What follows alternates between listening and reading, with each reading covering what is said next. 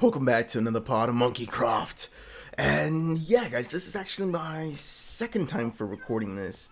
Reason being, my program didn't take my microphone, so it didn't record my voice, and it was a pretty good episode. But, let me go ahead and show you what we did, what I was talking about. Oh, what the F? Wait, what the hell happened up here? What the freak? What the... I don't know what happened to the roof. It wasn't like that. Oh my god, I think I know what it was. It was that freaking block thing that I was showing you guys. The spinny thing, you know, with the diamond block, and I was saying it's super dangerous. That's what that is, because he takes blocks from the environment. Freaking freako. This right here, troll freaking came through and destroyed it. I guess this is going to be a repairing video. So yeah, guys, that's pretty much what we did. I'll show you the downstairs as soon as we get down there. But yeah, so let's actually kind of re-talk about some topics, I guess. I guess it's not even re-talk about because you guys don't even know that we talked about them, but we talked about them. So we're gonna reopen up some wounds and cry a little about these topics. So you guys, the first thing is Clash of the Commentators. If you guys don't know what this is, basically there's a contest going on right now that is Clash of the Commentators, where basically the restrictions are, let's see, you have to be over the age of 18, you have to live in America, and you have to have a subscriber base anywhere from 500 to 25,000. It's pretty good. I think I have somewhat of a decent chance to, I don't know about win it, but maybe place, for the reason being that I don't know how many commentators are actually over the age of 18, live in America, and have that certain subscriber base. So I think that eliminates a lot of people, and I think that's, you know, a way in for my favor. Not saying, you know, there isn't amazing people out there who are probably better than me, but I'm like, yeah, cut out the competition. So that's one reason, and another reason is, you know, I get a lot of message from you guys, and I really appreciate your feedback. You know, saying, dude, you really are good. You make some good video. You know, it's not like you're putting out crap. You do some good work, and I appreciate that. And I think one of the reasons being is because I don't put out poop work, you know.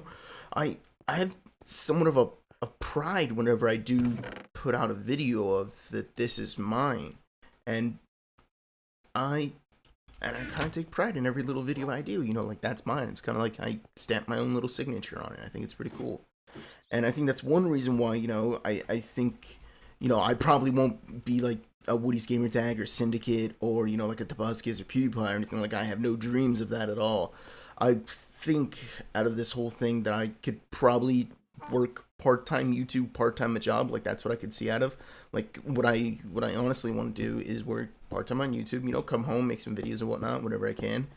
And, you know, then the rest of the day work like a GameStop, because I really like gaming. And it's a really cool thing. I really enjoy gaming for the reason being that, you know, I really like the aspect of it. You know, you can immerse yourself in a different world. You can not pretend, because pretend sounds like, you know, it's like make-believe, but I guess it is. I don't know. And it's really cool to get immersed in like a different universe where like you're a god and you can destroy, you know, whole cities with the wave of your hand. You know, it's a pretty cool feeling to feel like, you know, you also make a, what the hell? Okay, I guess that's gone too. That you know, you can make a difference in something, and it's what I really like about gaming. You can kind of lose yourself, and it's pretty cool. I really enjoy it, and I like helping people with games. So yeah, that's what I kind of see out of doing the YouTube thing. That's what I kind of see out of getting it. And the Clash of the Commentators, I mean, oh, what the F, dude? These mobs are just destroying our freaking place, dude. But yeah, that's what I see from it. Hopefully I can get some stuff done with it. And oh, dang it. And I'm planning to make videos for it and everything, and it's like the 21st is when you got to get the videos out. But I'm slightly worried. Yeah, I guess worried would be the right word. That I'll find out, you know, like I'm really garbage. Because, you know, I find you guys tell me all the time, you know, I make some pretty good videos. You know, they're not poop and whatnot, and I appreciate that. But I'm afraid if it's kind of like the little kid effect. You know, you tell the little kid, you know, he's good and everything, this way he stops crying or something along those lines. Not that I'm crying for attention or anything, but I would hate to find out that I really do suck at this, because I really do try to put some time and effort into it. I don't hate to find that, I'm bad, that I really don't have anything to really offer you guys. 'Cause I don't think that, like, I'm entertaining. I don't know if I'm entertaining. I know when I talk to my friends, everyone likes being around me because, I make jokes, I talk. When I talk about stuff that I know about, it's really engaging. I'm a pretty good communicator when I know what I'm talking about. Just talking out of my ass is kind of weird. I don't know how much I could do that. I could screw around with my friends, but I don't know, but like on here, like Let's Plays, for instances, I don't know if I'm a good Let's Player. Because when I play a game, usually I get quiet, I beat the game, and then I'm kind of good. But I know in Let's Plays, you gotta be engaging, you gotta be talking, you gotta change your voice, make little voices about people. And I don't know whether or not I'm good at that. And that's why I kind of like stick to the tips and tricks division. Because me talking about something that I know about maybe could help you guys and maybe help me succeed in YouTube. I don't know if I'm coming across the right way. But I don't know whether or not I'm entertaining. I know, like, if I'm talking about a topic like a commentary, I'm a pretty good commentator in that sense. So when I know about something, I can really discuss, I can really talk about it, I can talk about both sides. When it came to, like, speeches, I was actually pretty good. I kind of did them at a young age because of my religion. So, and everyone knew that I was a pretty good speaker because the very first time that I did it, because I'll try to give this a brief thing, is when you're going through these speaking, you can, like, talk about something really quickly in my church, and then as you slowly progress and become a better speaker, you could start talking more and more, in the sense that, you could read the passage out of the Bible, talk about it a little bit, and then there's, like, different things. You can have your own little part, you could talk about the whole Bible section, like, there's all these different things that you could do, and the only way you could kind of move up in the ranking, if you would, of talking, is by showing that you have the qualifications. And the very first time that I actually talked, they actually said, wow, you're really good. You just got like 15 out of the freaking 50 that are there that, people are trying to focus on. You were reading, you were engaging, you were talking to people, you had the emotion in your voices, you had gestures and whatnot. I'm a pretty good speaker when I know what I'm talking about. If I'm talking about an ass, I'm like, I don't know what's going on. So that's why I don't think that I am just pure entertainment as a raw person. People tell me I'm funny, I can make jokes and everything, but that's around like an engaging audience, when I'm talking to me and my buddies. And it's a different thing, when you're like, well, if you're talking to your buddies, you're probably pretty good, or hopefully. But it's a different thing from being the only one here and assuming that there's people on the other end of this microphone, and I'm assuming what you guys are talking about. But when you're talking about your buddies, there's instant feedback. You guys can talk right then and there. And that's the only way I see myself as being a raw entertainer, is just when I'm talking to my friends. So that's why I have no, like, delusions that I'm the most amazing commentator, I'm the most amazing person on YouTube. I can see that, I don't put out crap content. I see at the level of a YouTuber that I am, only 3,000. I don't think that anyone takes it as seriously as I do. And I mean that in a good way, not like, because, I spend a lot of money on my equipment. I learn what I'm doing. I buy programs to make sure that my stuff isn't bad. I'm always reading and learning to try to improve my craft. Because, I really like this hobby. And I think it's a pretty cool thing. I really enjoy it. And the Clash of the Commentators, I think, is kind of my break to see whether or not I could actually do this thing. Not in the sense that, oh yeah, this is my big break, I'm finally gonna hit 20 million subscribers. But maybe, because the main thing of it is, guys, if you guys don't know, it's kind of like a publicity thing. It gets your channel out there, and since there's sponsors and everything, they say, hey, look, we got da-da-da-da-da sponsoring this, you get this prize, this prize, this prize, and it's like Turtle Beaches, then it's like Gamma Labs, then it's Control Freaks. I don't think Scuff is a part of it, but those are like the main guys, and it's mainly a publicity thing. And I think for that reason alone, because there's some big commentators, if you guys don't know who the judges are, it's, oh dang it, T Martin, Optic Midnight, Jericho, and then someone else. I'm sorry if, like, I left out your favorite commentator, but I still know all the commentators on YouTube. But yeah, so that's what's going on there, and I'm hoping that, this is my thing where it could get my name out there, maybe get some recognition. And it's less about me growing, I guess it is, for this contest. For me, it's almost like like a trial to see whether or not I am good, to see whether or not, you know, I am decent. I don't see myself getting first place. I would be happy, and I would be all right with just placing. Like that's all I care. If you guys are wondering, it goes by 8 brackets. You know, there's gonna be like 1,000 or some odd submissions. Probably like, I don't know, a quarter or a half of them are probably gonna be throwaways because they weren't filled out. You know, the right people. They probably didn't listen. You know, near Europeans because they're flying out to America, people under the age and all that kind of stuff. So there's probably gonna be quite a few throwaways, and then it's gonna come down to the people who are somewhat like me in the sense, you know, they meet all the qualifications and aren't bad. And I think it's a different thing because I don't like to fail. It's something in me. It's not like I'm driven to become the most successful person in the world. I'm a content person. I don't want to say like, I don't know if I am humble. I guess I'm kind of humble. You know, I don't know if, you know, because humility is, you know, like a really big thing. You know, like Jesus. When I think of humility, I think of like God. You know, Jesus. You know, a person who, you know, died for our sins, trying to avoid religion. But, you know what I mean? Super people who are just amazing at that kind of stuff, you know, who never say that, yes, I'm God, or like Gandhi, who's like, whoa, dude, I didn't, you know, change our whole freaking country. I was just merely doing what anyone would do. You know, like that. That's like, I don't know if I'd do that. I'd be like, F yeah, I freaking changed the country, you know, that kind of stuff. I don't know if I'm that humble. I consider myself, you know, I guess as a down-to-earth person, but humility and humble, for me, that has like a really big thing behind it of, you know, a lot of famous people who are humble. And I don't know if I meet up to their humility. So, yeah.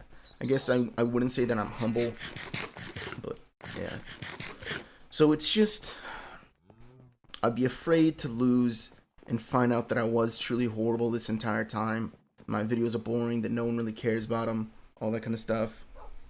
And I think, in all honesty, that's one reason why I haven't already made the video and everything. I already have the topic in hand. It's just a fear that I'll do bad, and that it would be proof that I wasn't meant to do this, or that I'm not good at doing this. And it'd suck. It really would. But yeah, that's what I'm thinking about. I'm thinking about talking about, not just, you guys might as well hear, because, you know, it's not going up on the channel, it's an unlisted video, or it will be an unlisted video. And it's just kind of me talking about, or it will be me talking about Battlefield and Call of Duty, and how Battlefield right now, everyone's saying it's going to be the COD killer, because, you know, it has so many, pre-orders right now. And what I was going to talk about is, hey, you know, yeah, Battlefield's a good game, no one's denying that, but if you think about it, right now, everyone knows everything about Battlefield. People know what the storyline is going to be about, or, you know, to some extent, people see the single-player play. People have seen what the multiplayer is going to look like. COD, we've seen a little bit about multiplayer. We've seen that we got a dog, and we can control him. And in multiplayer, apparently there's dynamic maps and some little bit of customization that we've kind of guessed what it is. But we know nothing. We only know half about this game. And the most important half of Call of Duty is the multiplayer. And my assumption is, as soon as the multiplayer trailer drops, that's when you're going to see the huge spike in pre-orders. And I think that more than likely it's going to once again remain king of pre-orders on the internet.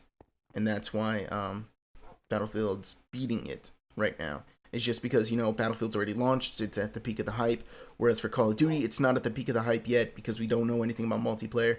And as soon as multiplayer drops, that's when everyone's going to be like, oh god, multiplayer, yes! Multiplayer. So yeah, that's basically kind of my commentary right there. That's what it's gonna be about. Looking for stone. But yeah, so I'm planning to enter. Hopefully I do good. Hopefully, just worried that I won't do good. Somewhat of a pride-based thing, but I've already talked about my pride. Let me actually talk about that just for a little bit longer there. The reason why, like, I keep mentioning, like, the pride in my YouTube and whatnot, the reason why I love gaming is, and the reason why I love the immersion of it is because growing up, you know, it's not like, and this isn't like a sob story or anything.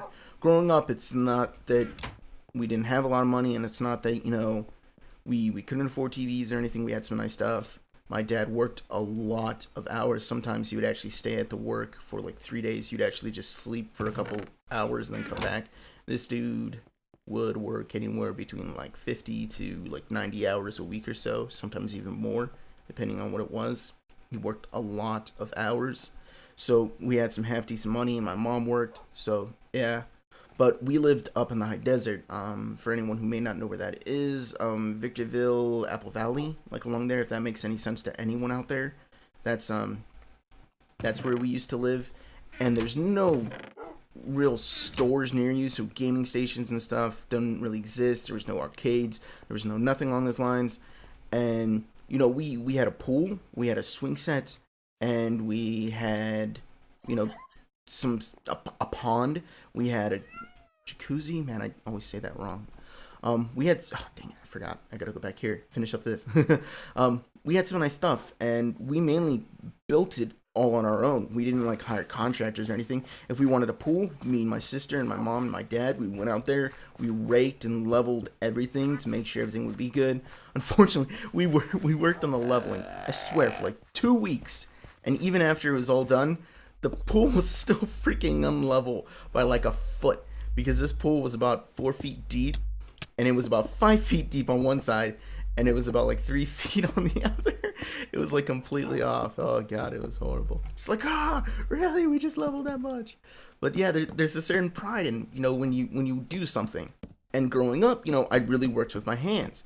So even when we got the pool, you know, we leveled up the thing. We had a deck which we built ourselves. It wasn't like a super fancy deck or anything, but it was just a bunch of 2x4s together, you know, ceiling and whatnot. Not that like I'm a wood expert.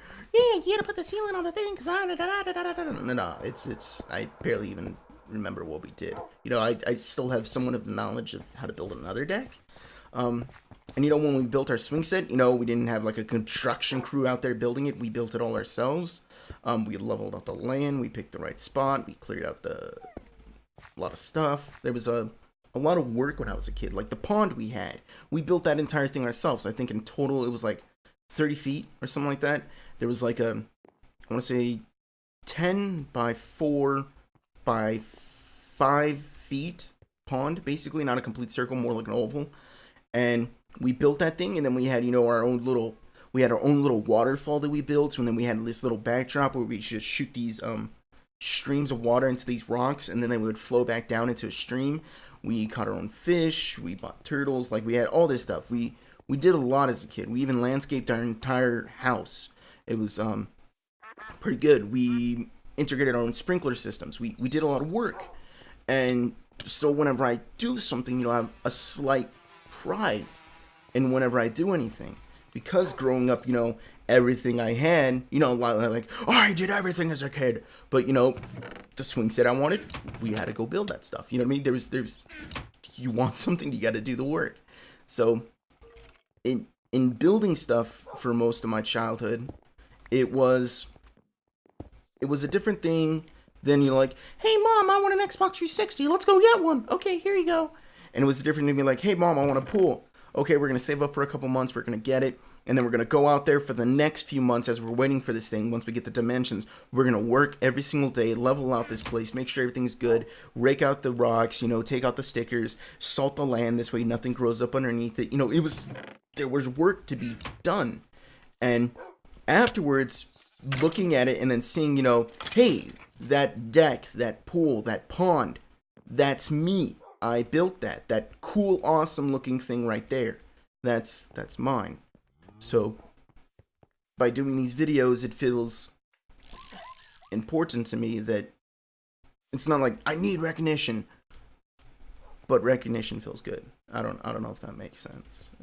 I'm probably dragging on this topic way too long, but yeah, I'd really like to play the games. You know, I'd really like to see that I'm somewhat good at YouTube. It's not like, you know, it's a lifelong dream to be a YouTuber. It's just something, you know, that I'm doing right now, and I take some pride into it, and I would hope that it not that like it was a waste of time, because I'm enjoying everything that I'm doing, but that I actually was good.